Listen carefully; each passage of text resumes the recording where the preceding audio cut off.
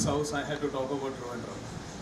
Trivandrum is a city which is one of the most beautiful, and the terrain is hilly and low-lying at the same time. Because the video was short edited, you could see in the first part of the video that even when the Kerala floods never hit us, this was our scenario in the low-lying areas. So generally we had a tendency to fill up our land and build the building above it. Now this particular site, this bamboo house, was a low-lying site which had water stagnating there.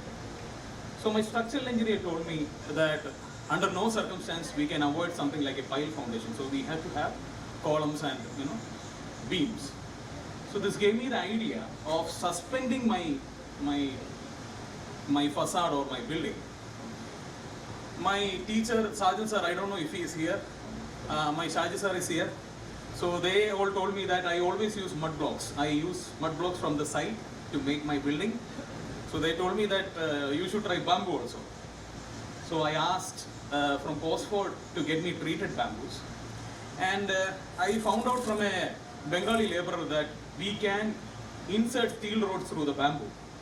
So this gave me an idea that if I can bend bamboos in the set shape, then the advantage is I could put a staircase through it and also get me a balcony area. And steel through the bamboo will prevent anybody from safety or security issues. Because bamboo is generally considered to be a very good material, but very often people tend to negate bamboo as a facade material just because of the fact that somebody would say can cut through this bamboo. But I don't believe in that. But nevertheless, these bamboos have been reinforced because I needed to put a staircase through it. So this is the general building. It's a box, but with a bamboo facade in front of it because it is facing east side, and I wanted to give a good clear passage for it. So this is the precast ferrocement staircase. I have been taught by both Satprem and many of the eco-friendly architects. So we try to minimize our number of threads or the thickness of everything. Everything is supposed to be the way it is, and we are used to making jalis, and now of course we put a mesh in front of jali so that mosquitoes do not get in. So the jalis allow for good ventilation, and we are always used to these kind of sustainable techniques which you can see for yourself. And being the east side, I wanted a bit more cover, east side and west side. We wanted a bit more cover, and our roofs were ferrocement shell roofs. Now this particular gentleman, he is my welder. We found out scraps, that is this Whirlpool washing machine wheels. So we don't use any fresh reinforcement, we don't believe that. We want to utilize, so that was the Whirlpool washing machine wheels which you saw for the grills. Now what you see is ferrocement shells, precast ferrocement shells, which actually reduce the amount of concrete by around 30%. So a small percentage, and also the labor. We save a lot on the labor. And thanks to Shaji sir, I found out the guy who actually made it in 1980s. His name is M.M. Thomas. And this is us basically being at the site most of the time. This is the finished product. Now, my dear friends, most of you are architects. There is a principle we believe in. The principle is that whatever your material is, whether it is steel, bamboo, mud or concrete, do not plaster it, do not paint it, do not put it, because the integrity of the material should be respected. Of course, the steel should be protected, you should apply primer, but nevertheless, trying to reduce this is something which we want to publicize almost all of our buildings. You can even see that the balance over chicken mesh was used, welded mesh was used for the railings. So we don't use any there will be so many materials that are left over from every work.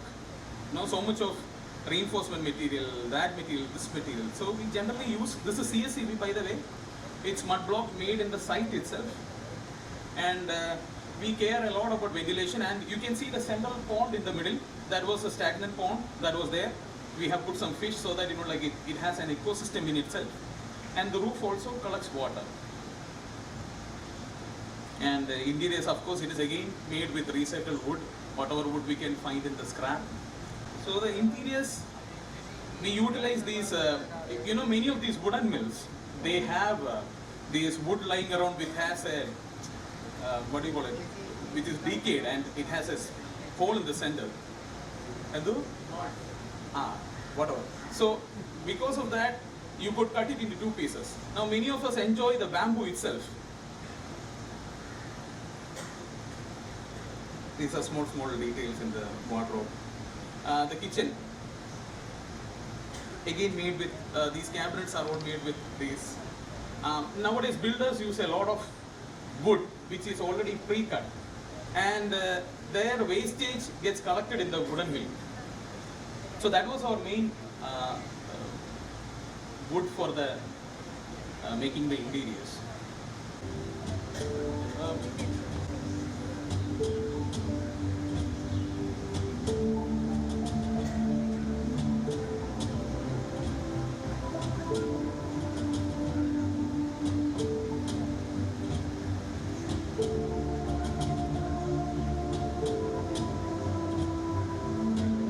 Most of these small areas also have dishes and cabinets, and the life of that ecosystem still continues to flourish with a rainwater harvesting tank in the bottom.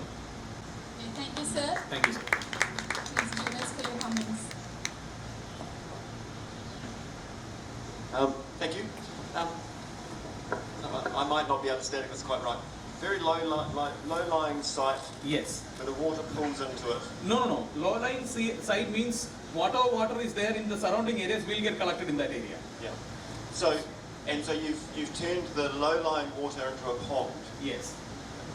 So when it really rains and you get floods, Yes. which you get in Kerala, Yes. what happens? So when the flood happens, my water is still there.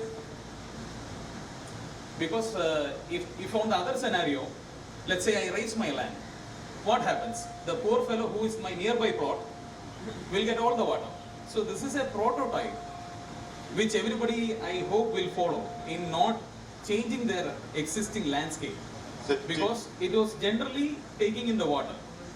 Now, of course, I run a trouble of, like over flooding because mine is a low-lying area. But the land naturally escapes that whenever it covers to the certain area, it will overflow. So it flows under the building. I can't hear you. It goes under the building. It goes Yeah. under the building because we have a raised plinth. You talked about bamboo as a material in its natural form. So I don't know whether I just wanted to understand the facade was a treatment you wanted to do, integrate it to your idea of a house, or it became a very add-on element to the house because as such everything looks otherwise in sync except that kind of thing where it looked sometimes a very forced attempt to put that curvature, put the reinforcement in the bamboo, which is a not natural phenomena of bamboo, where other material which you used and which you have been proclaiming also to the natural way, because as what you said that you don't have to plaster the kind of thing because that has to be in natural conditions. But when it came to your primary facade and as what you call that as a bamboo house also, it came to be as something which gets added into it forcefully, being not natural of its own nature. I need some time to answer this question, so I hope you can bear with me. See, sir, it's quite the other way around. Actually, the other materials were forced with this bamboo. Bamboo was my first idea.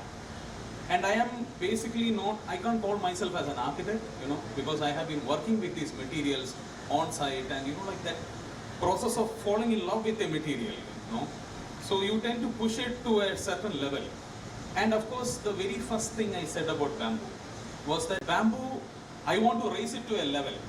If it appears forced, I'm sorry, because for me, I wanted to raise bamboo to a sculptural level, where of course it is being a function of staircase, being a balcony, and true, I kind of, like send a rod through it, and bend it unnaturally. But it was all for a purpose, to show that this can be an art. And to tell you the truth, all the other materials are already with me, like the mud, the scrap, and all those things are already with me.